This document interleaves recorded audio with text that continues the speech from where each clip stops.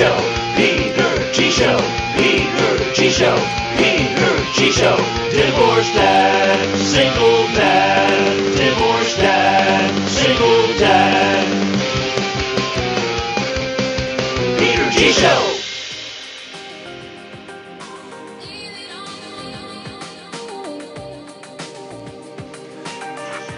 Hey kids, and just like that, October is gone. Happy Halloween, after. And just like that. Where am I hearing this? Just like that. I was hearing myself. I hear myself enough. Halloween, gone. October, gone. Here comes the music. The official intro. How the hell is everybody?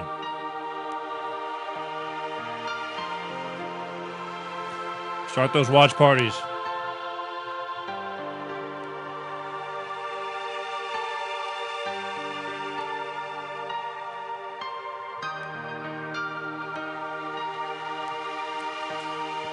It's been a hell of a week, as always. God, before this show, I'm sweating. Just when you think, again, law of averages, just when you think you got it under control, you don't have it under control. Laptops, computers, all of a sudden they say, And this is with hours of preparation prior to the show. Just another reminder. And this was down to the wire, too, because tonight's going to be a deep show.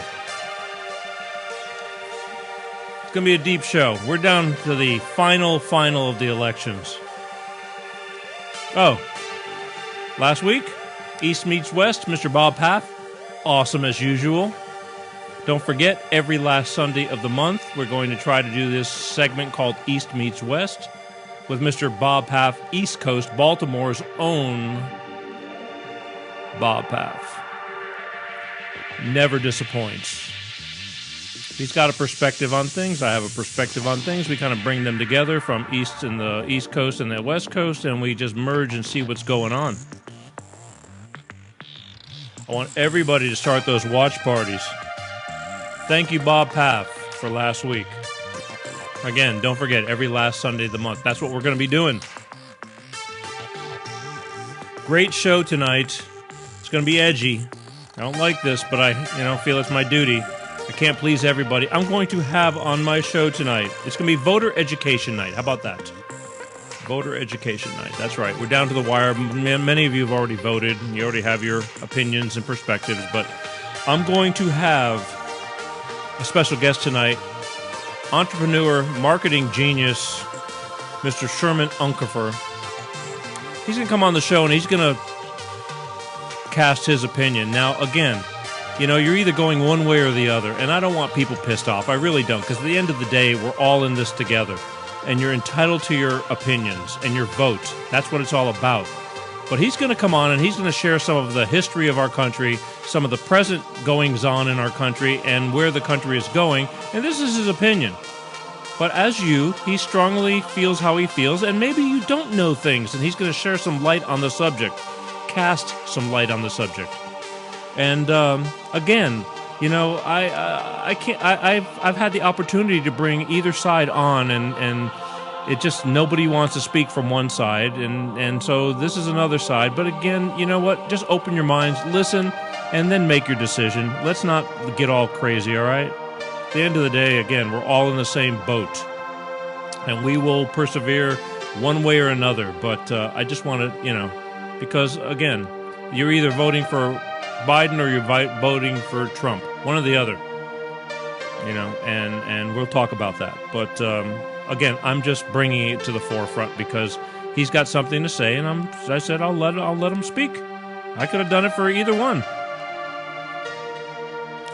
Don't forget, I could not be here tonight if it wasn't for my beloved Bolt Energy. Bolt Energy, people, ask for it in stores, Bolt Energy. If you can't find it in your local stores, go to www.drinkboltenergy and say, hey, how can I find this Bolt Energy that Peter G speaks of from the Peter G Show? In fact, when you're in the stores looking for it, because if you go to the energy drinks, let's face it, there's a million of them. Some are here today, gone tomorrow. Some are, here to stay. But just ask the store owner. Say, hey, you guys got Bolt Energy? And he said, I don't have Bolt Energy. And say, why not? I don't know. Say, maybe you should. And let me tell you why you should. Bolt Energy, a cleaner energy drink. No preservatives. Go find that in an energy drink. And I'm telling you, if you try to find another energy drink that has no preservatives, stop wasting your time. You won't find it, okay? You won't find it. Bolt Energy. No preservatives. Number 1, tastes great. Like the way it tastes. Doesn't come in an 80 million ounce can. You don't have to drink a ton of it. This stuff is a cleaner energy drink. My Bolt Energy people are workout fanatics. They're all into that healthy lifestyle, which is something I really need to focus on. But so far, no good. What can I say? I'm doing the best I can. I'm just as God made me. Anyway, Bolt Energy, enriched with vitamins and antioxidants. But again, you drink a can of this, it doesn't get you all crazy and jittery like you drank 80 cups of coffee or something like that. It just gives you enough get up and go to get what you're doing. And I'm going to pop open the can real quick, and I love the taste. I do. Salute.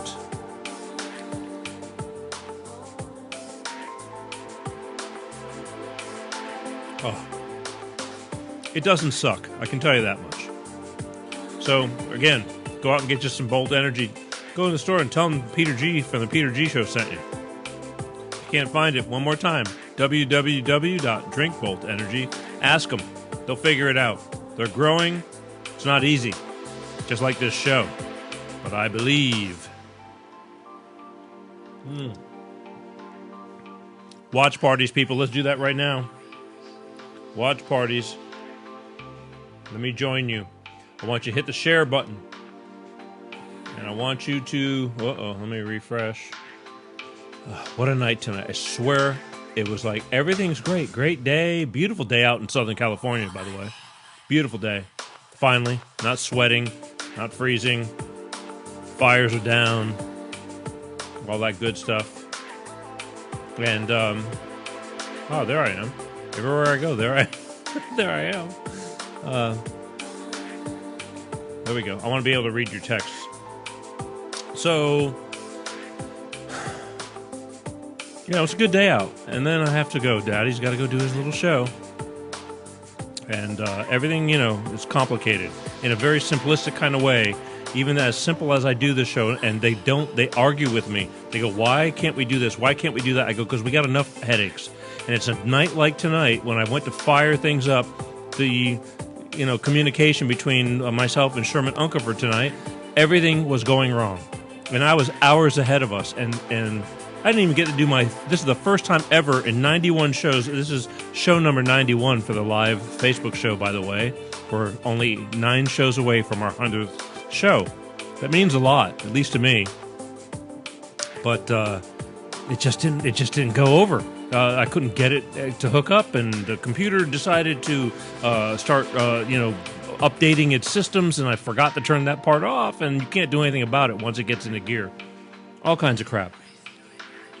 I was sweating it. We made it down, but one way or another I would have done it. If we had to do it via telephone, we would have done it. But I'd rather have him up here on the screen. So tonight, I'm getting ready to call in just a minute Mr. Sherman Unkefer. You may or may not like what he's got to say, whether you're a Trump or a Biden fan, but all I ask is that you just listen. We're all, everybody's got their opinions. Some things you may not know. You know what I found about the Trump haters? And again, relax. But this is really, really what bothers me. It's like not knowing. If you ask anybody, again, I clearly admit he's rough around the edges. I really do. But that's not what he gets paid for. And he doesn't even take his paycheck. But regardless, the thing is that most people, if you ask why you don't like Trump, they don't really have a great answer. They really don't. They don't have a realistic answer. And we're going to get into that. And again, whether you want Biden, God bless you, or Trump, God bless you twice. I'm here to just bring it out to the forefront, all right? Because at the end of the day, I love everybody because life is way too short.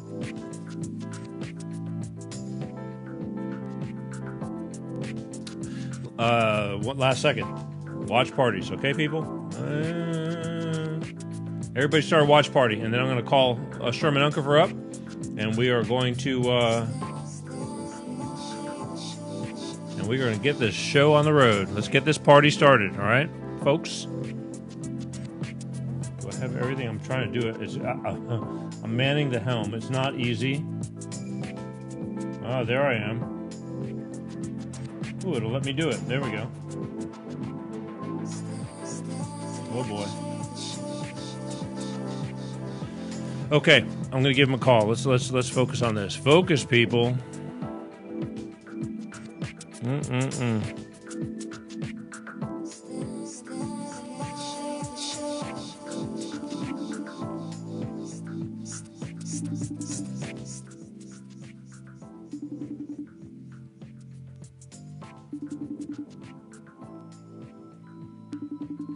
Come on, baby. Sir. Sherman. How are you? There is a God. There. Yes, indeed. I'm telling you, if you only knew. Thanks. All right. So Thank you. You're in motion. Let me know when you get settled. And there you are. There you are. I'm in. All right, you're in. Sure. Oh, yep. boy. Hey, so, ladies and gentlemen. You want to see my... See your what? You want to see my Trump shirt or not? Okay, so we know which way this is going tonight, right? Yeah, right. Let me get you dialed in here a little bit more here. Okay, so that's what I was telling. I was before you were on. I called you. I'm just like prepping people because again, at the end of the day, there you go. Let me get all your face there. There you go. Yeah. All right. At the end of the day, whoops, I got you from the nose down. There you go. Wait, I still got you from the nose. There you go. Much better. Okay. Is anybody? You don't have a stand for that thing? You're gonna have to. Well, I can set it down, but it might fall. You're going to get tired holding that thing because I'm telling you, I have a feeling you have something to say. Yeah. Yeah. Okay. Let's try that. So here's the deal. So yeah, beautiful. Don't move. Don't breathe. So I was telling everybody before I started the show that whether you like it or not, life's full of choices, and there's two different ways to go in this whole election. And this has been this has been crazy. And whether you believe in Trump or you believe in Biden, I said I'm going to have a guest because I know you're an educated man, and regardless of we all have to make choices, and it's a one way or the other. But at least listen, and let's all, regardless after this is all said and done, life is too short to be hating because of this kind of stuff. Right. But that's it, and I didn't tell anybody which way we're going because again I've invited people who wanted to talk about Biden, but they just haven't done it. They procrastinated and didn't come on. Now I'm down to the wire, and again this is just opinions. I told people that you are going to give a little bit of a historical view on things from the past and bring us into the present and where we're going, good or bad. So. Yep. Please, real quick, tell us about yourself because I know who you are, and again, I've learned things from you. And I've been watching you for probably 10, 11 years now. Okay, but just tell everybody yourself in your own words who you are and what you do. Well, I have been an entrepreneur for most of my life. I was founder and chairman of the board of a bank in Arizona. I've been in the precious metals industry, and in the last 30-some years, I have been involved in the network marketing industry. And we've been successful in that industry. We've earned over $29 million in the past 35 years in that industry. And so it gives you a little bit of the background and who I am. Great. But now, here we are, day 2020, November 1st. Yep. I mean, and you're I feel you're a decent speaker. I've heard, I mean, we met through a marketing company, Yes. that I believed in, and I still, actually, I do. I'm sorry that it all went to hell, but Right. but I always admired you because I've heard stories on how you've made it, you've lost it, you made it, and you're in the trenches. You're just not sitting there waiting for things to happen. You made things happen, and I've always admired you. And even though you don't remember me, believe me, it doesn't matter because I remember you, and that's why we're here today. I reached out because, thank God, fortunately, I was through Facebooks and things like that.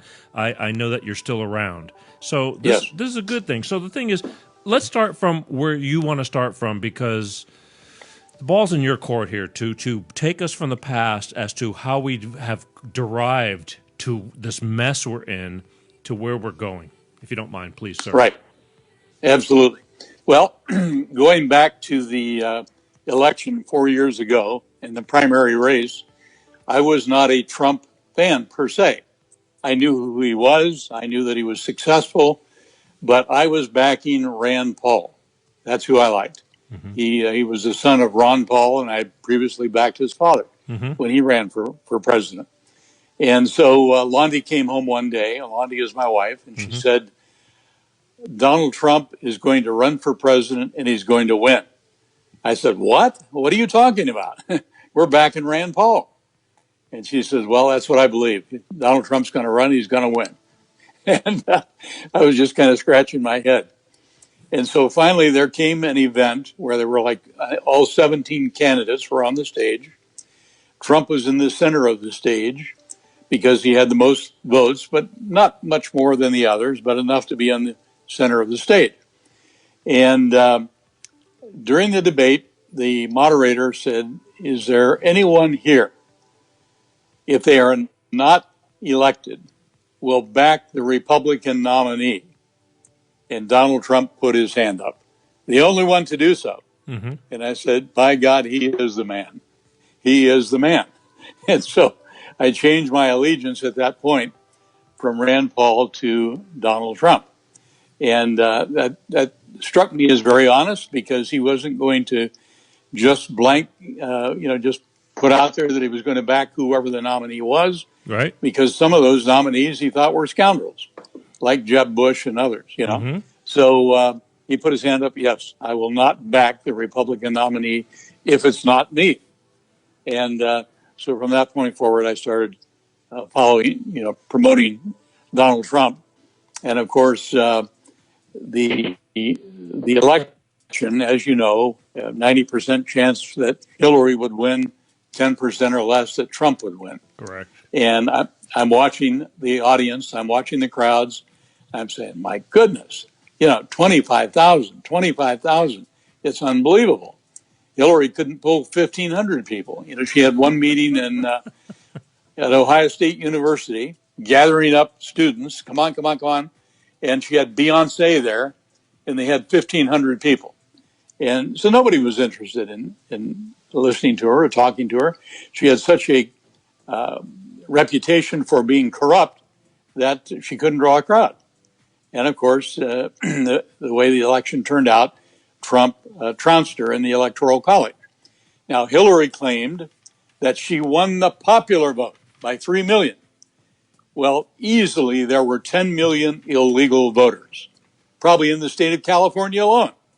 And so if you take 10 million illegal votes and she won by 3 million, that really means she lost by 7 million. How do you do that, though? And how do you do that? How do you get that Well, many illegal votes? Well, there's probably 20 million illegal voters in the United States. Why do they bother? Now, why do they bother? Yeah. Because they want to vote for someone that they feel they've got something to gain. And if they're illegals and the Democrats are going to give mass amnesty and welfare and free medical care and blah, blah, blah, they can buy those votes. And so now I don't know for a fact there was 10 million illegal voters, but I just, judging by the landscape of things, I believe there was probably that many. Right. And she only won by 3 million. And so it really means that Trump trounced her in the popular vote and trounced her in the Electoral College. But the Electoral College was established at the beginning of the country because they didn't want large population centers on the East and West Coast to pick the president. They wanted every individual state to have a say in the matter. And that's what the Electoral College is. And so, electors are selected and they actually cast the votes for the president. And of course, Trump dominated in enough states that he was miles ahead. And I think with the way it's going in this particular election, I think it's going to be overwhelming. I think it's going to be much larger. My opinion, I'm giving you just my opinion, is that in an honest election, Trump will absolutely have a landslide, probably similar to what Ronald Reagan experienced when he carried 49 states. So Trump, I think, will probably carry 45 states, would be my guess. I mean, look at Biden's not even campaigning, my God. He doesn't come out of his basement. And Trump's having 5 rallies a day with 25,000 and up people. I got to give It's him that astounding. much. I got to give him that much. Yeah. And he is pulling in the people. But here's the thing. Yeah. Now, again, I just got into this because I spoke out just yesterday on Facebook. There's a woman who's so Biden. And again, people, I'm going to say this a million times, regardless of who you want to vote. I respect that. I love you. But she said, because everybody's telling me, like, even this stuff with his son and the collusion and Bobulinski, that it's fake, that they're saying that this is fake news. What's the evidence of that? Well, my goodness. I don't know, because the people who truly believe in Biden are saying this is bullshit. And so, I don't see, because I find that most people, especially on the Biden side, maybe younger, and I have some friends that are very intelligent people, and I love them very much, and they're very Biden-sided, and they just hate Trump, and it's like, I get it, but I don't know. So I guess my point being is that they see this stuff, and they're saying, and these are educated people, and they're going, this is their version of fake news. They have the uppermost, like, top intelligence creating this stuff and making it happen. And most people in the Biden side only care about the here and now, especially the younger generation. They will care about coronavirus, Black Lives Matter, and what are you going to do for me now? Well, let's look at it this way. If you go back in the history of our country, 50, 60 years ago, you had ABC, NBC, and CBS, and that was it. And if you controlled those 3 platforms, you controlled the input of news to the American people.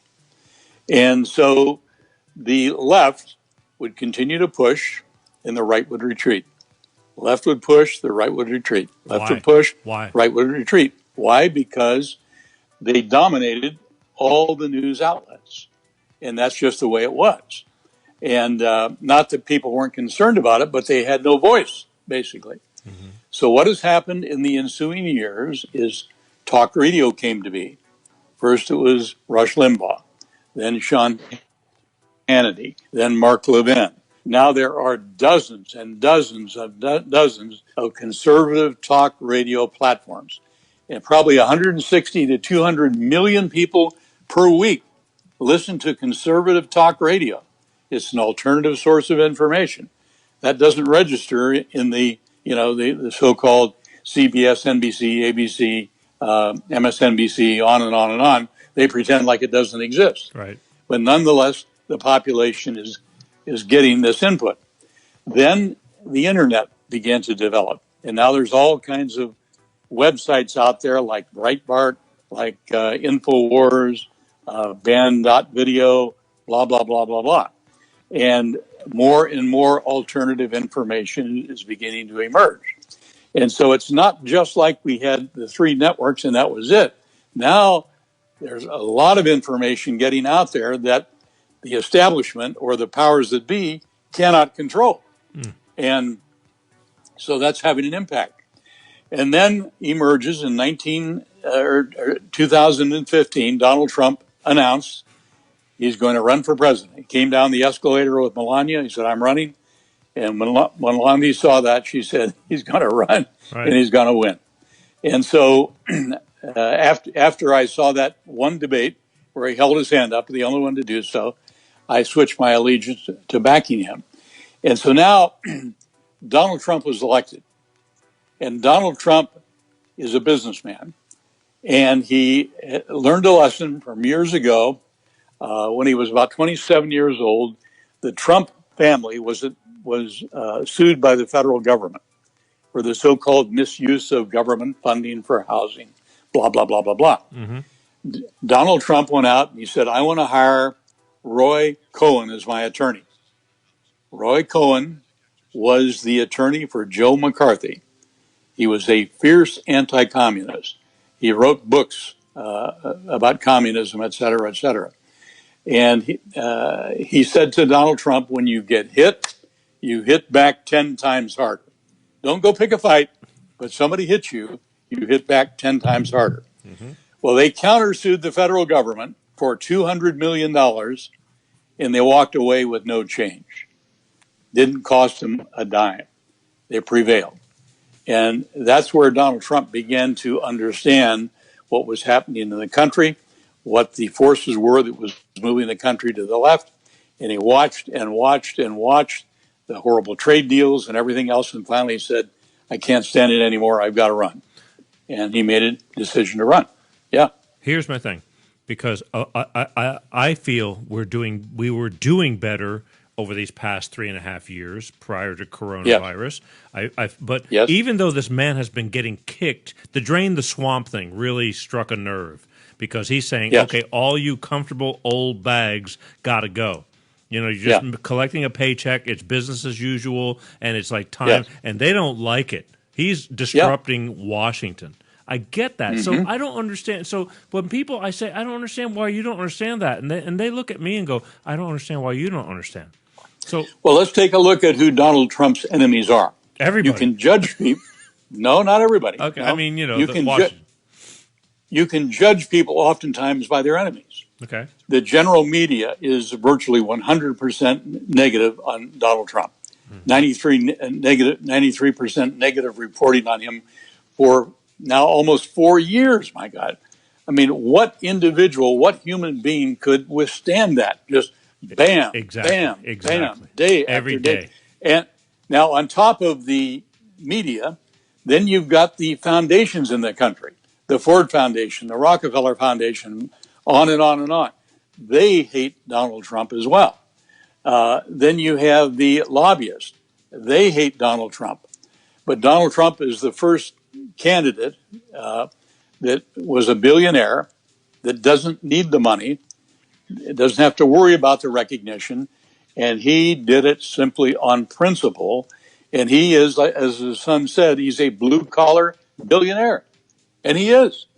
And, you know, the problem is with all of these so-called intellectuals, school teachers, professors, et cetera, they may hate Donald Trump because he's disrupting things, but the big problem is the people love him. They can't deal with that. They can't come to grips with that. And we live in a free society, and if he gets the larger number of electoral votes, he is the president, regardless of what anybody thinks. And that's what happened. But why do so many people love him, and why do so many people completely despise him as just the normal people in this country? I mean, why is it so black and white? Yeah. I don't think it is so black and white. I think there's probably 30 million Christians in the last election that did not vote. I think they're coming out this time. And I think this election will be probably more overwhelming. But the only chance the Democrats have, the only possible chance, is to lie, cheat, and steal. And by God, they are. They are lying, cheating, and stealing. I mean, every day there's articles in the newspapers about 500 Trump ballots thrown in the ditch or in the garbage can, or, you know, it's happening daily.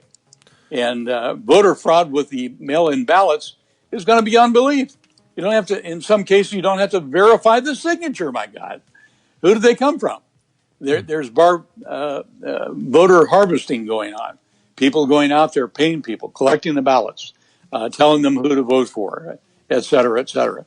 So, but the issue here is that we have had for many, many years in this country, you know, Joe McCarthy talked about communism in government. Of course, they tried to, destroy him by making that a virtual expletive, McCarthyism, blah, blah, blah. The problem is that he was exactly right. He was exactly correct. And the general media pummeled him and hounded him into his grave eventually. But Roy Cohn, Donald Trump's attorney, was his attorney for Joseph McCarthy. And that's where Donald Trump began to learn about what was going on in the country. And I think the swamp turned out to be deeper and wider than he ever imagined. Oh, it's big.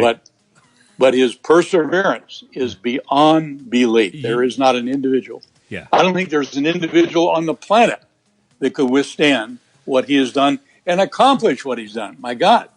I mean, peace in the Middle East, no blood in the sand, and now there's five or more other countries that are going to join and sign, treaties with Israel. Right. Beyond belief. But you got people. You have people that are arguing about he left the green. He left the United Nations. I mean, all the above. I mean, all that he parted from them. I mean, he told them. He said, "This is stupid. We're carrying you guys." But why do people not see that? I mean, why do people strongly believe?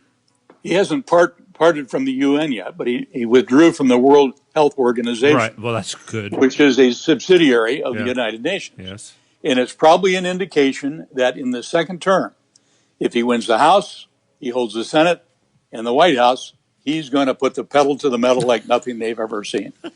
And if you look at what has happened in our country over the past 50 years, Karl Marx wrote a book in 1848 called The Communist Manifesto. And that manifesto had 10 points. And Marx said that when you accomplish these 10 things in any particular country, that country has become a communist country. Well, we've established about 90% of them. The second plank of the Communist Manifesto is a heavy, progressive, or graduated income tax. But believe it or not, for 2/3 of our nation history, we had no income tax. None at all. The richest nation on earth, okay? But in 1913, that became law. Then we established the fifth plank of the Communist Manifesto, also in 1913, and that was the Federal Reserve Act. In other words, centralization of money and credit in the hands of the state by means of an exclusive monopoly of the currency. And that became law in 1913.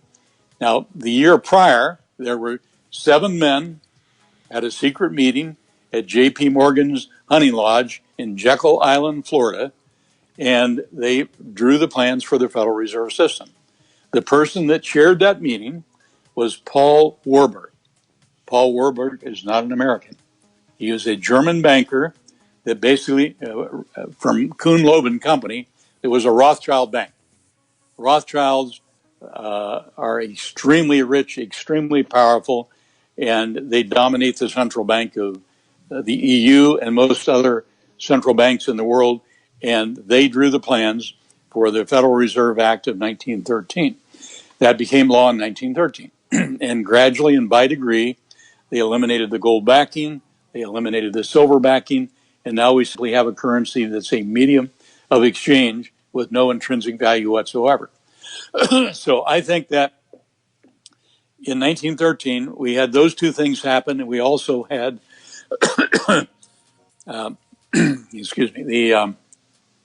the direct election of senators.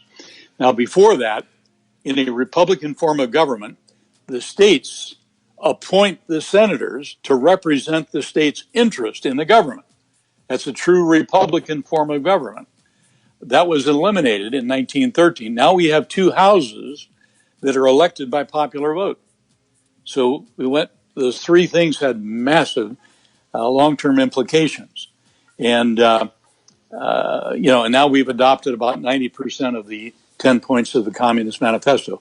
And I think Trump will take it upon himself to undo all of those 10 points.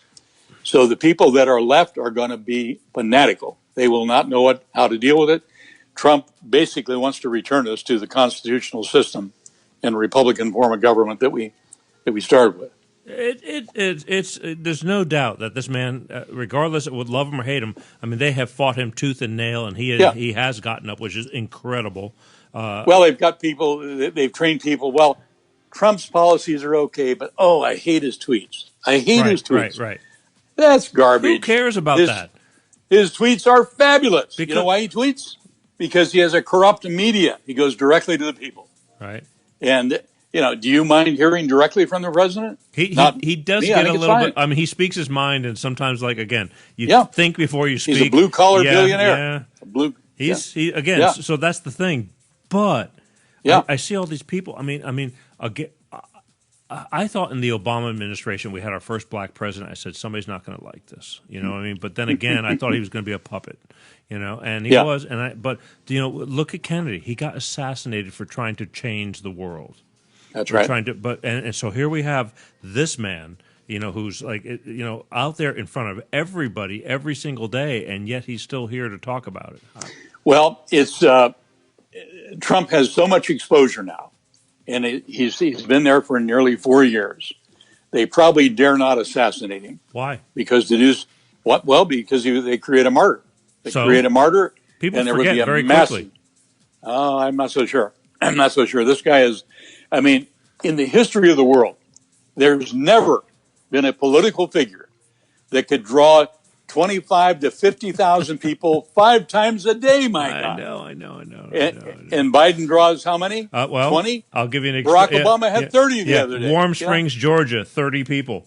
You know, I mean, the last Saturday afternoon or whatever it was, or Friday. But I don't understand that. I just don't. And that's what the entire media hammering Trump. He's a SOB. He's rotten. He's terrible. This. He still draws 25 to 50,000 people per event, 5 times a day. Yeah, and they unprecedented. I get it. And look where these meetings have been. Little out of the town places like Swanton, Ohio. You know, in places I've never heard of. He still pulls 20,000 people. Right. It's astonishing.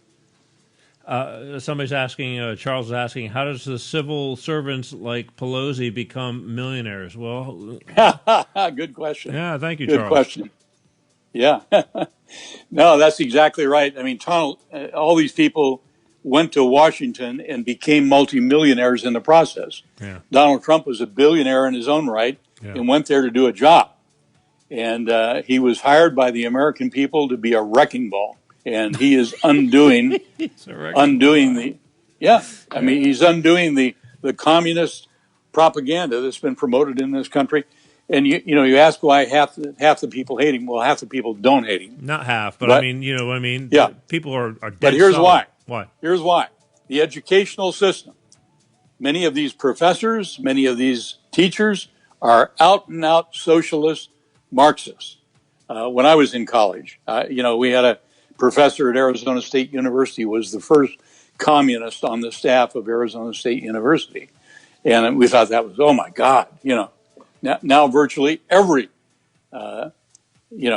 professor in the country is left-leaning. If they're not communists, they're simply cheating them out of their dues, basically.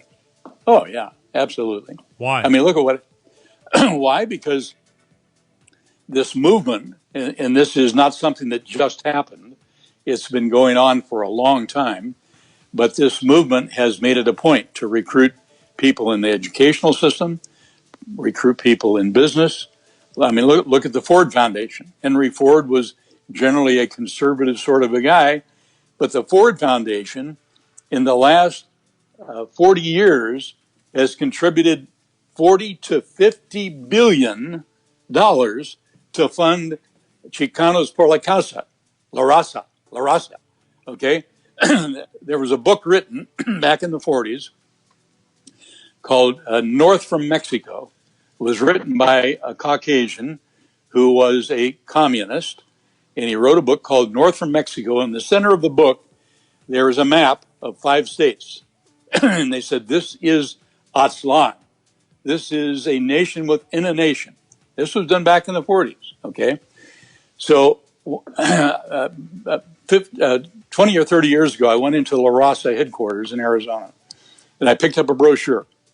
And the brochure had the map, Aztlan, nation within a nation, blah, blah, blah, blah, blah. And at the back of the booklet, funded by the Ford Foundation. It's not a Hispanic organization. It's not that they hire Hispanics to work for them, but it's an Anglo organization. But nobody sees that. Yeah, nobody knows about that. Yeah, that's the way it is. You just see what you see, and you. So you look at the book. You look at the book North from Mexico, and you look at the little booklet from La Raza, and you see funded by the Ford Foundation, all part of the same movement, basically. And it's been going on for a long, long time. Yeah. Let's go to the current here and now. Let's go to. Yes. I mean, Joe Biden, and again, Yep. take it or leave it. Joe Biden is blaming everything on the coronavirus on Donald Trump and his handling of the coronavirus, which I understand that it was out of the blue, or was it? But Yeah. but he claims that he's going to fix everything. But if it was so important because people are dying, tell me Yeah. why they haven't done it. I mean, they have the Congress; they could vote on making something happen right now. No, they were too busy impeaching the president. The No, but president was dealing with that at the very same time. yes. And he went in very early and stopped travel from China. And Biden said, "Oh, that's you're a xenophobe, blah blah blah blah. You're a racist," and on and on and on. But he said that, for like 3 or 4 months, and then when he finally agreed that it was a good idea to have a ban on travel from China, then he said, "But you did it. You waited too long." He did it within like 10 days of finding the first so-called COVID case in the United States. Very early. Shut down travel from Europe. And that may well have saved hundreds of thousands of lives. But largely, they have overblown this thing to ridiculous extremes. I They believe say that. the hospitals are, overwhelmed and they don't have any room. Hogwash. Hospitals are going broke because nobody's in them. They're empty. Yeah. Absolute He hogwash. brought those hospital ships to both coasts. Yeah, They didn't they get didn't use used. them. They didn't get No, used. But the that's thing is, right. right now, even while while Joe Biden and Kamala Harris is out there preaching or trying Yeah. to get the votes, they're saying how they have a plan, and Yeah. they're going to from day one when they're elected. Yeah. Why Oh, yeah. not? If it's this serious and we're losing people, what you could still score points if you had the plan and you unleash this plan and you take credit for the plan. Yeah. Why not unleash this plan now or months ago? Well, every time Joe has, ticked off what he would do if he were president, basically the things that Trump's already done. Yeah. And, he was there for 47 years. What did he do during those 47 years that helped anybody? Oh, You know, I the get it. the 94 criminal legislation that he promoted brought tremendous pressure on the black community and began locking up people for 20 and 30 years and so on. Trump, and meanwhile, has had criminal reform. Barack Obama didn't do it. Donald Trump did it. And he's, used the power of the pardon to release some people from prison that are unjustly held, like Alice Johnson and others. And, when Donald Trump was a businessman, nobody ever accused him of being a racist. What's his name from Chicago? I forget the civil rights organizer. What's his name? Jesse Jackson. Jesse Jackson. He gave him awards for being, a great, supporter of blacks and what have you. And so, none of it makes any sense whatsoever. But when he became president, all of a sudden he became absolute anathema to the left. But they never criticized him before. When he opened up his hotel in Mar-a-Lago, he brought litigation against the other private clubs that would not allow Jews and blacks to join their clubs. And he prevailed. Now blacks and Jews can join all these clubs, including Donald Trump's club. But that he did that, not some civil rights activist, And the black community is dramatically shifting. I think I don't think the young people really understand that. The older blacks, understand that, but the young people are just again, they're very right. They take one sentence and you feed them something and they believe it, and they the most votes that the Republican Party ever got in a presidential race was 8% for Donald Trump. Now the support they say is 40%. I don't know if that'll translate into votes, but 40% of the blacks like what he's doing. He brought the lowest unemployment rate in the history of the United States for blacks, for Hispanics. That wasn't Barack Obama. That was Donald Trump. Okay. And he's got blacks on his staff. He's got blacks in his cabinet. The racial thing is just, is just absolute nonsense. And the blacks are beginning to see through it. Candace Owens, a black young lady, started the so-called Blexit movement. the blacks walking away from the Democratic Party. And it's happening in mass. I mean, you look at these rallies, you'll see a lot of blacks, a lot of Hispanics. I mean, the one that's going on right now in Miami that I was watching just before you called. Yeah. The Hispanics, probably 2/3 of the audience are Hispanic. Yeah. They're having Hispanic music. That's a big community down there. Oh, yeah. And why are they anti-communists? They fled from Cuba. Cuba created the biggest congregation of anti-communists in the world in Miami, Florida. More than live in Cuba. Yeah. Sure. Yeah. Coronavirus, these again, no hope. I mean, they're blowing it. They're scaring the shit out of people every it's single ridiculous. day. I mean, it's a joke. I know. There are 12 studies, 12 scientific studies done on masks. And you know what they all say? No. Including the CDC? They do not work, and they are dangerous. They're worse than nothing because people put them on, fiddle with them, touch, reuse them. They're dirty. Hogwash. Now, when you're in a hospital, I came down with so-called COVID, supposedly. I had 3 positive tests. I went to the Mayo Clinic, and every time I would go there, I'd say, look, how much longer are we going to have to wear these damn masks? I don't like it. And I said, when I'm in your hospital, you monitor me split second by split second on how much oxygen I'm taking in. And now you're going to reduce my oxygen, and you're going to cause me to breathe carbon dioxide. It's absolutely ridiculous. You're a scientific institution. What about this? Well, it's not going to hurt you.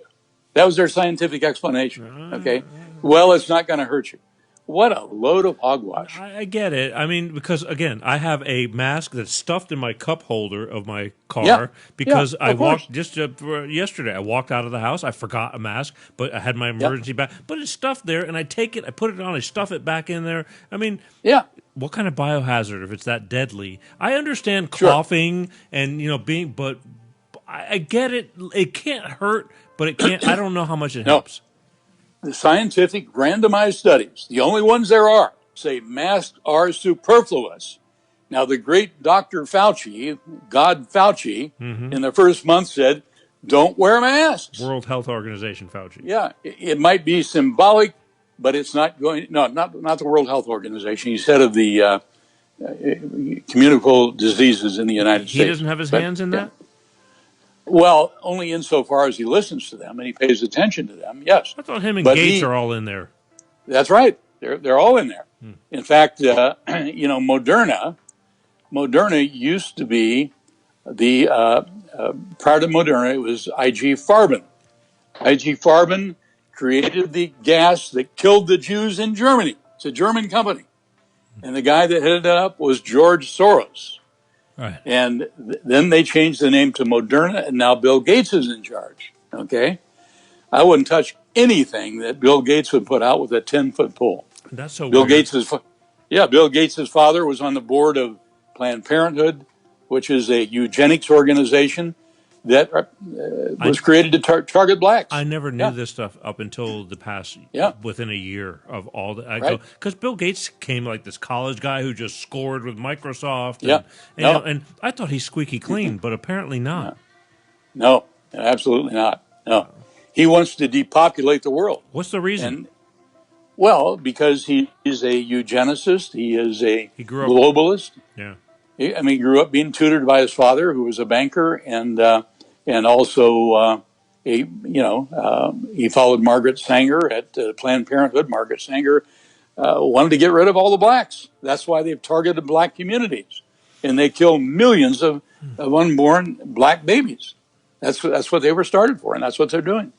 And many blacks now are onto the game and are beginning to speak out. But many think it's bullshit. Yeah.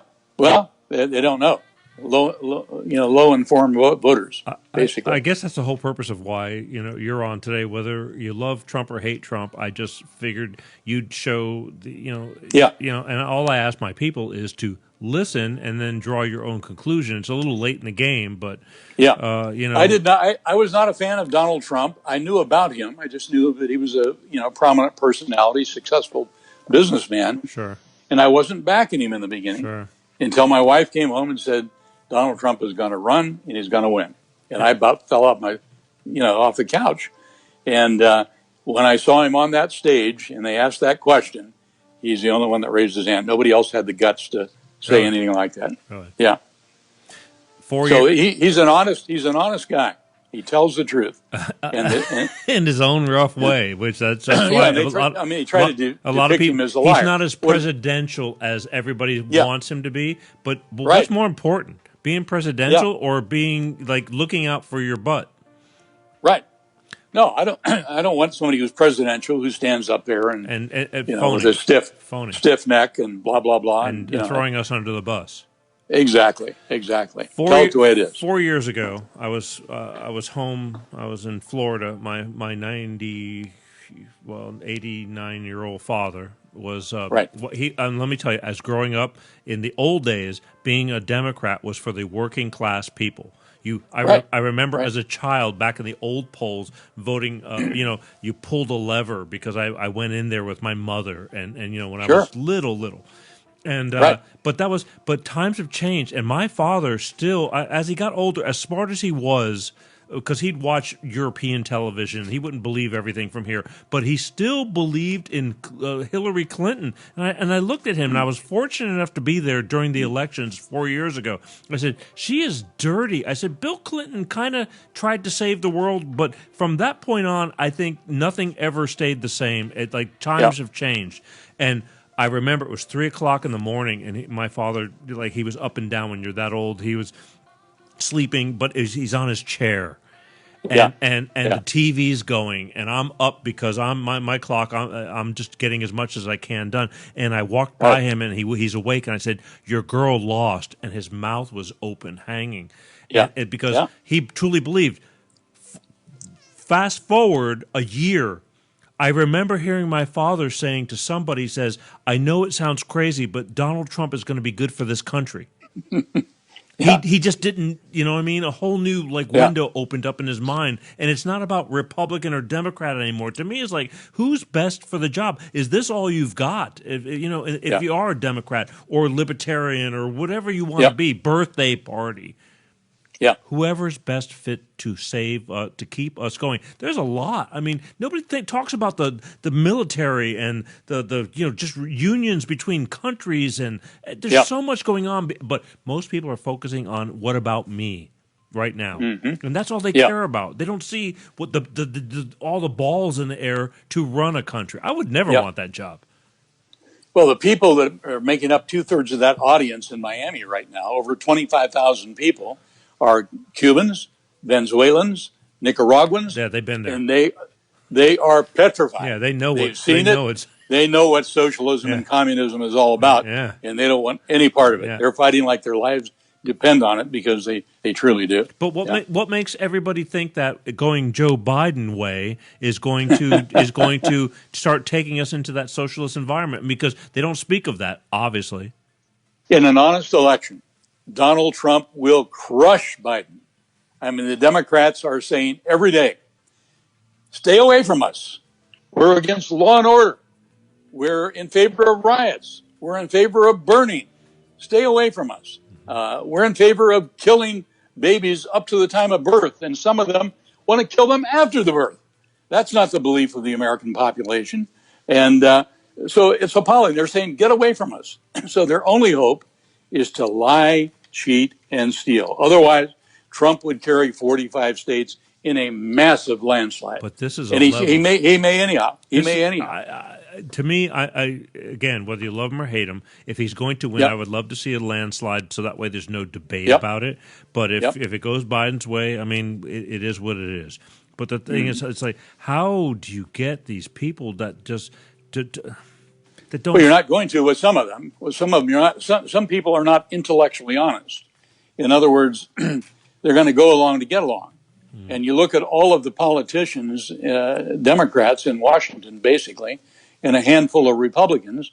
John McCain, for example, was a wolf in sheep's clothing. He was no more a Republican than a man in the moon, and he hated Donald Trump, and Donald Trump hated him, and so, but there is a movement that is coordinated that's been going on for a long time to move this country gradually and by degree into socialism. And what happens after that is Venezuela, Cuba, Soviet Union, on and on and on. How many years do you think it would take to put that into such a catastrophe?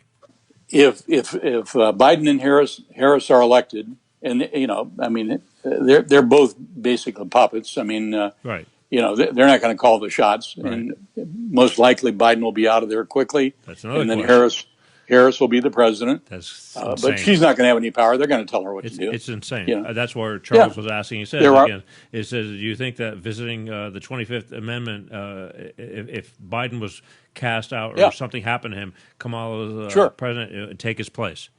That's why Pelosi is talking about it now. Yeah. She wants to move him out and put Kamala Harris in charge.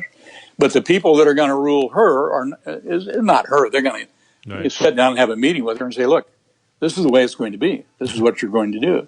And we're going to put somebody right by your side to monitor things. So this happened, first of all, during the Woodrow Wilson administration.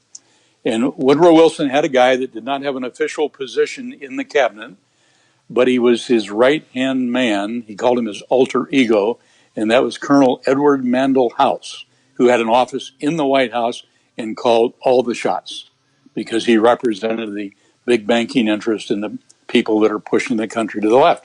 And this is when we got the graduated income tax. This is when we got the Federal Reserve System and the direct election of senators. Happened in 1913. So we were pretty far down the road at that point. Probably the most powerful part of the Communist Manifesto is the central bank having an exclusive monopoly of the currency, and whoever controls the central bank is going to call the shots. And that's the way it's been ever since that time. Sure. Yeah. I get that. I mean, most people don't think about that. I mean, I grew up. Yeah, it's a private bank. It's not government owned. It's a private bank, and the president appoints the governors, of the Federal Reserve Board. So it kind of looks like a federal agency, but they're not. They're a private bank. They haven't been audited in over 50 years, and they had kind of a partial audit about 4 or 5 years ago. And they came up with $1 trillion checks written to banks in Europe and on and on and on and on. Can you imagine? $1 trillion at a blow? Yeah, sure. So whoever controls that controls the printing press. And, the people that started it were Paul Warburg, who was a Rothschild agent that chaired the secret meeting at Jekyll Island, Florida, that drew the plans for the Federal Reserve. Yeah. And still lives on. And there is a book, by the way, I might mention if somebody wants to go to the trouble of really learning about that. It's called The Creature from Jekyll Island, written by G. Edward Griffin. Big, thick book, but it's the definitive book on the Federal Reserve, and it will give it all to you. Just to give you one anecdote, in the Soviet Union, when the communists were consolidating power, there was a guy there who was the titular head of the Red Cross, and he was in Moscow, supposedly doing good deeds. But he was an investment banker. And I think his name was Adams, if I remember correctly. But anyhow, somebody showed up at his apartment in Moscow.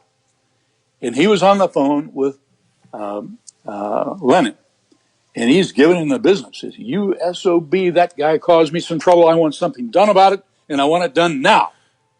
And this guy says, "Jesus, talking to the dictator of Russia like that? What's that all about?" And then 15 minutes later, a phone call comes back. "Hey, are we okay? I took care of the problem. Everything all right now?" Who's dictating to who? Was it the banker? Did Lenin need the banker more than the banker needed him? Sounds like it to me. Yeah. Because they had to sell bonds, they had to finance the government, they had to do all of this.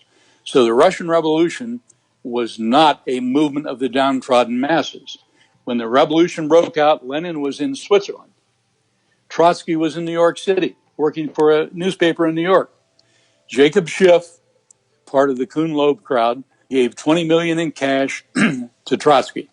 And Trotsky headed to Russia. He went through Halifax, Nova Scotia, where he was arrested by the Canadian authorities. And enough pressure was brought to bear from the White House to release him and send him on to Russia. Meanwhile, Lenin comes in a sealed train with $20 million in gold, and the Germans and the Russians are fighting a war. They stop the war, the train comes through, and Trotsky and Lenin meet up in St. Petersburg. So who was in control of the Russian revolutions? The guys that wrote the checks to Trotsky and Lenin, or was it Lenin and Trotsky? The guys that wrote the checks, obviously. Money. So for about $40 million, they bought themselves the largest continent on Earth with 9 time zones. Pretty good bargain. Yeah. Yeah. So this is a long story. No, it is. It's endless. Yeah. But again, I told my people that this was not going to be about, this is going to be about whether you want to go which direction or not. You just listen and whatever. I think a lot of people will still take what you have to say and let it go in one ear and out because they're still concerned with the here and now. The here and now. It's about my job, my the coronavirus, the coronavirus. Well, then they need to back Trump. When is this going to go away? Well, it'll probably largely diminish after November 4th. Yeah. Yeah, I mean they've been saying that. They let it out that we're going to stop the shutdowns after November 4th. Of course. And but it's a gigantic fraud and boondoggle. I mean, if you're shot, it's sinful. You died of COVID. If you have a heart attack, you died of COVID. Okay. Yeah. Yeah. So these are false reports. They're grossly exaggerated. It's less dangerous than the flu. The flu's gone down to 0, but COVID's going through the roof. Because everything is COVID. Everything is COVID. Of course, everything's COVID. And they get paid more money for COVID, And Trump said that about the doctors, and they brought that up within the past couple of days. It's like we've been hearing that story from the beginning, that the hospitals... I think Trump, if he wins the House, holds the Senate, and wins the White House, he's going to put the pedal to the metal like nothing you've ever seen. And a lot of people like Fauci and people like that are going to be on their ear, in my opinion. Well, a lot of people... But Fauci's very rich. He and Bill Gates are in business together. He's on the board of Gates' foundation. And so was the other gal, the scarf lady, whatever her name was. She's on the board of Gates' foundation. Wonderful. Yeah. I think Trump knows this, but he was kind of going along to get along or whatever. I give him because he's usually one who can't hold back, and he's really, to me, in some ways, have held back in a lot of ways. I just don't understand, again, with all this, if there was so much... I heard talks about Benghazi and that all these things that were let out, and like there was this Falcon guy... I don't have it in front of me because now I'm just and there was evidence that they knew and they let people die and all this kind of but it didn't do a thing. I mean, Well, Hillary Clinton gets a subpoena, from the House of Representatives, and then she goes and she destroys the content of her laptop and takes the cell phones of her staff and hammers them into the ground. Isn't that like a consciousness of guilt? I don't know. Is that true or false? It's true. It's absolutely true. Not according if you ask some people. No, it absolutely is. I mean, if you're going to get rid of a cell phone, are you going to get a hammer out and pound it into the ground? Why would you want to do that? But again, that's you telling me this. I don't. No, it's true. Absolutely true. Yeah. Based on what? Because this is where these people are going, that's bullshit. Well, based on these studies and reports, I mean, Comey did an investigation. But he's part of the team.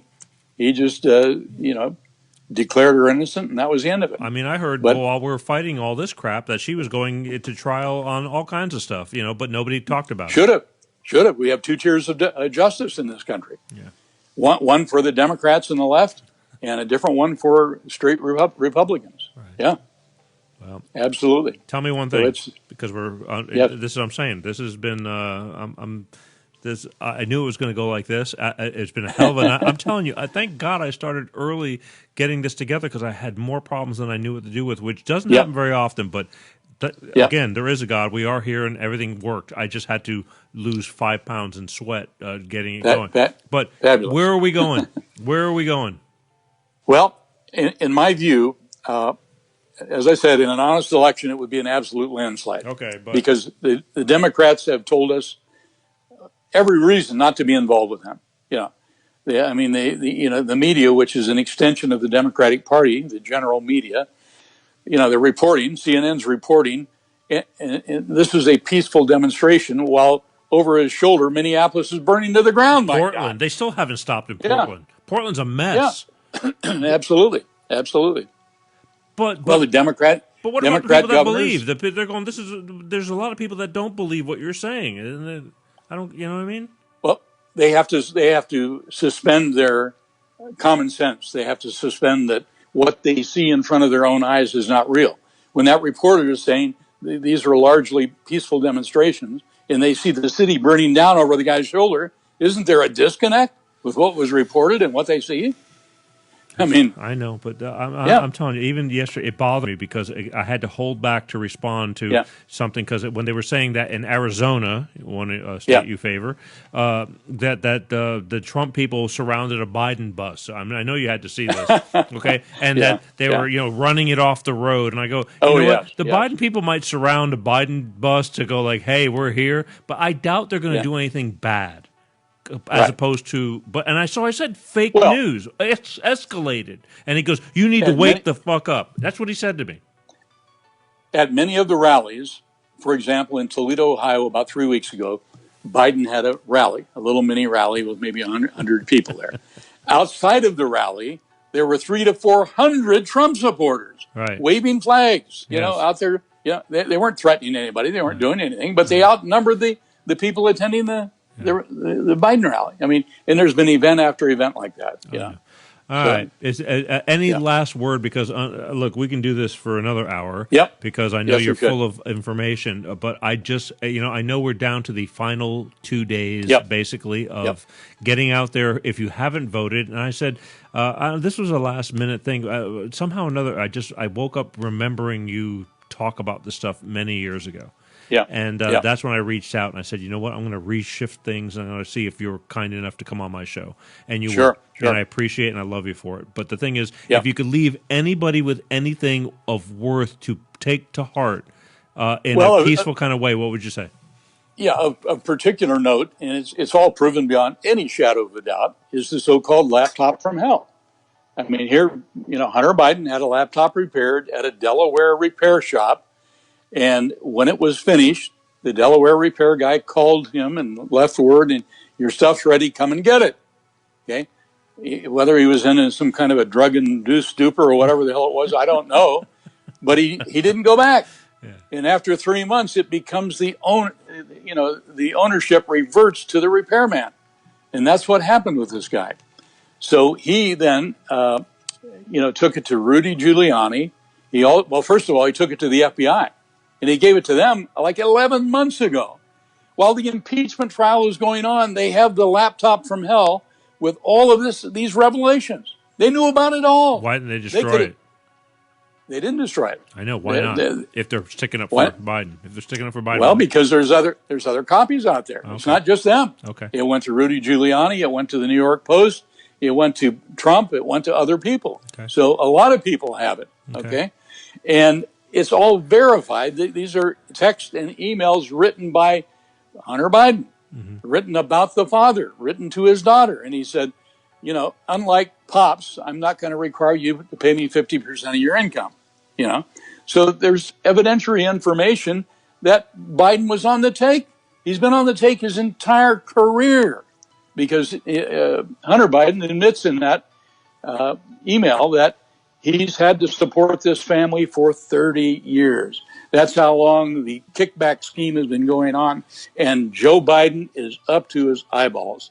It's amazing that he hasn't just stepped aside, but I think they're afraid because if he does, he's got nothing to bargain with. So but people still think it's fishy. I mean, Charles. So you think Rudy is a nutcase who gets on national television and provides all this information in the interview with Bob Alinsky. Bob Alinsky was their CEO of the damn company. I know, but that could be some guy that just they're putting up there then to prove do that. it. I get it. Then why don't I get it. They don't say anything. They just say, "Well, it's unverified." It's totally verified. Every jot and tittle. Yeah. I mean, and I get it. And there's like 15,000 pornographic photographs of Biden with 10, 11-year-old Chinese girls, torturing them I didn't hear and, that. I didn't hear oh that yeah, one. I mean, what are you going to say? Are you? I mean, they've been kind of play that down because it could become so sensational it would overcome the other important parts of it. I've never heard that one. That's a. Oh yeah, it's all over the place. Where are they? Yeah. Well, they're there. They have them. They're in multiple people's hands. The FBI has it. Rudy Giuliani has it. The New York Post. New York Post did their due diligence. They're the fourth largest newspaper in the United States, the oldest newspaper, and they published 2 devastating articles. Yes. And big tech, but nobody listened. Banned it. Yeah. Well, what do you mean? They're the fourth largest newspaper in the country. What do you mean nobody listens? I know, but we that want to listen, but there's a bunch of people that don't want to listen, and they didn't. Well, that's fine. Okay. They don't have to listen. Okay. Let the authority. I mean, but the FBI is utterly corrupt. Utterly corrupt. It's crystal clear. I mean, they had 18 Democrats and $48 million going after Donald Trump for almost 3 years, and they proved nothing. Zero. Zip. Nobody in the United States helped the Russians do anything. That was their conclusion. Yeah, and they knew it from the very beginning. Yeah, I think unless Trump wins, none of that stuff's going to come to the surface. I mean, it's going to get. That's buried. right. It's all going to be swept under the rug. But if he does win, they'll bring it up. My prediction is if they steal the election, that's the only hope they've got is to steal it. But how can you steal it if it's so? Well, you can steal it through the mail-in voting. My God, they don't have any signature verification. You have nothing. They have people that collect up these ballots and just dump them in the mailbox. Yeah. And if that happens, within 3 years, this country could be Venezuela. That's how quickly it could go. Yeah. Okay. Well, you heard it here, folks.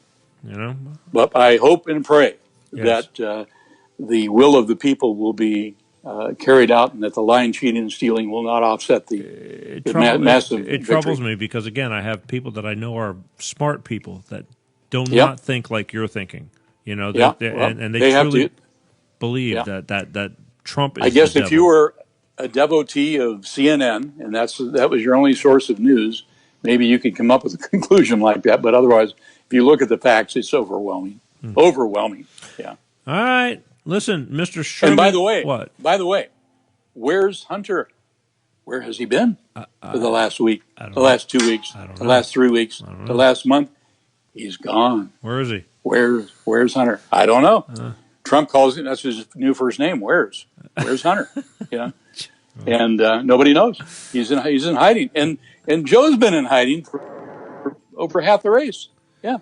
I don't know about hiding. He's got to come out there. I mean, otherwise, who's going to? I don't know. All right. So, what did they ask him when he went out like 4 or 5 days ago? He went to get some ice cream. Vice President Biden, what flavor did you buy? And he said, chocolate and vanilla, I guess. That's the tough, grueling questions that they ask of Joe Biden. I mean, doesn't that appear to be a joke to people that are supporting him? Apparently not. Wow. Apparently I'm telling you. Not. Can you imagine asking Trump? It's not about that they love him. It's they hate Trump.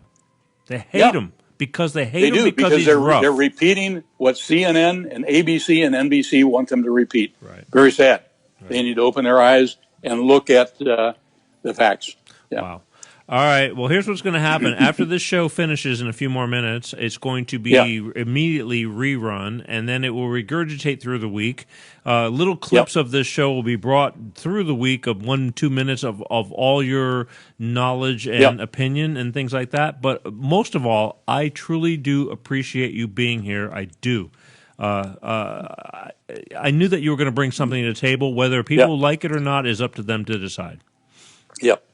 Well, I was not a blind Trump supporter, but he has earned my respect. It's almost inhuman. Yeah. The pace that he keeps, the hours that he keeps, the stress that he's under, and accomplishing peace in the Middle East, making the country energy independent. My God, our military is strong. We have not gone back to any more wars. When Iran we're getting out of wars. Iran started acting up, he punched him right in the face. I mean.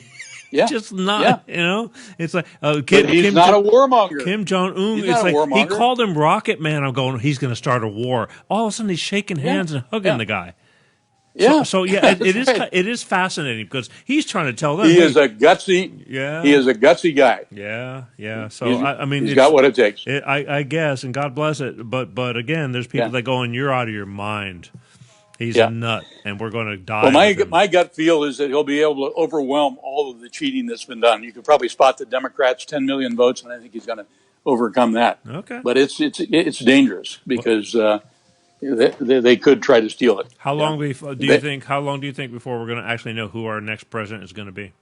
I think he wants the voter turnout to be so overwhelming that they'll know the night of the election that it will surpass any potential cheating that's been done. Well, I can tell But you who that knows? I will be up all night because I can't believe I'm in this so much, but I am Yep. in this so much because it's my child that I worry Yep. about, not necessarily. Well, me. Hillary, that's right. Hillary has said don't concede no matter what.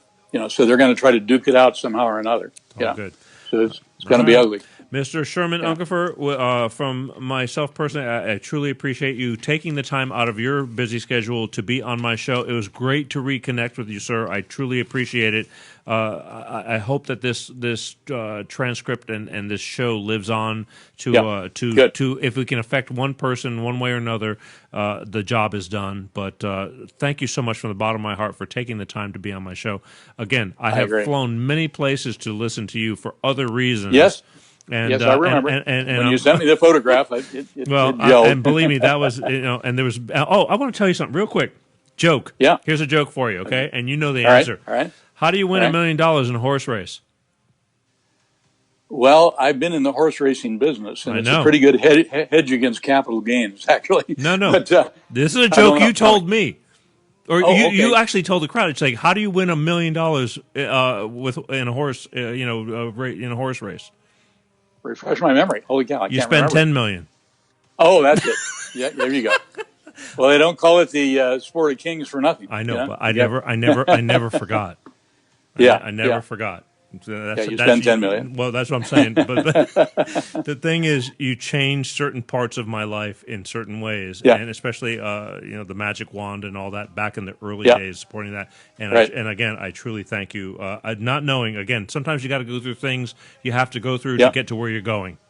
And Peter said, it's been my great pleasure to be included here and a great honor. Thank you so much. Thank you. All right, so we're going to let you go, and I'm going to close out the show. But again, this show is going to regurgitate. You can watch it. You can take it. Do whatever you will with it as the week progresses. And God bless us all for the election, and thank you for your input. Okay? All right. Have a great day, and we'll be in touch. Thank you. Good night.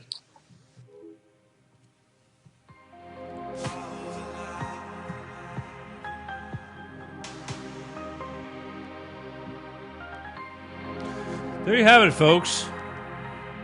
Mr. Sherman Unkefer, entrepreneur. Let me tell you something. This man has made money. He's lost money and he's made money. And I it's a long story, not a long story how I fell into him, but I did. And I have no regrets because again, I've learned things from him in the past. But that's where it's at. All I can tell you is, Tuesday's the elections. Most of you people probably already voted, but for those who haven't, I just figured, you know what, maybe you should just listen. And whether you agree or disagree, it doesn't matter. Again, we're all in this together. We're going one direction or another, and everybody thinks that, one way or another, we're all going to be doomed. That's how you feel. We'll live. It's just a matter of how you're going to live. So, next week,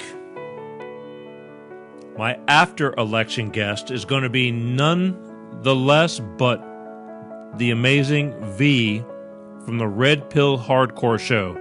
Those of you who have watched my shows, you're familiar with V. V is in Europe. He's going to stay up and be up at 4 a.m. to be on my show.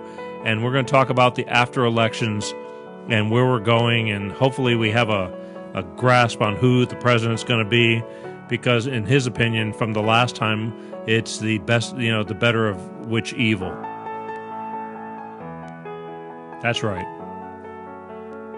We're all proud Americans. That's right, Charles. Thanks for staying up tonight. Appreciate that. Share, people. I want you to share the shows. This is the only way we're going to get things done is if you share. I swear, as things progress and we get bigger and better, because this COVID thing has locked everything down, I'm lucky to be here. But next year is going to be a big year. Lots of change, I hope. And I want to take this to another level, and it's all because of you guys, but you have to share. Hit the share buttons when you see the reruns. Share the little clips if you feel it's something that needs to be heard. I love you all. Again, doesn't matter. I'm not going to get into arguments over Trump and Pence, or Trump and Biden. Sorry. I saw Borat, the new movie Borat. Michael Penis. We make a sexy time with my wife. I can't help it. I watched Porky's the other night too. It's like I'm into stupid shit movies right now. I don't know why, but because I need a laugh. Because life is a bitch. Michael Penis. Borat. Go figure. Anyway, next week, again, after the election, V from the Red Pill Hardcore Show. He's going to be on my show talking about what's going on. Let's all just get along, people. All right? Maybe after the election, you can make sexy time with your wife. All right, let's get out of here. Man, another long show, but you know what? It's worth it. One day I'll be not able to do what I want to do, and I'll have to do what I have to do within what I want to do. But right now, I can do a hour and 22-minute show. That's supposed to be an hour show. I want to thank Mr. Sherman Unkefer for taking the time out of his life to give a piece of his mind, of his what he feels is going on. And again, the rest is up to you, all right?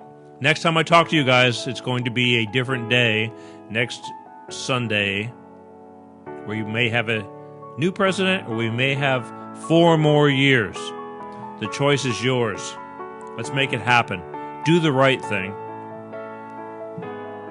But be, more than anything, be kind. Don't be an asshole. Don't be a pushover. Stand your ground for what you believe in, but let's all just can't we all just get along?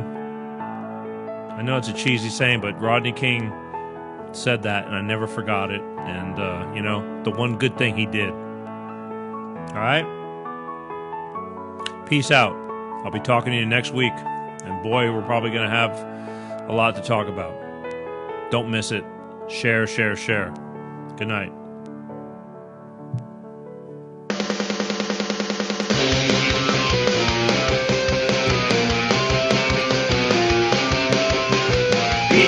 G-Show, Peter G-Show, Peter G-Show, Peter G-Show. Divorced dad, single dad, divorced dad, single dad. Peter G-Show.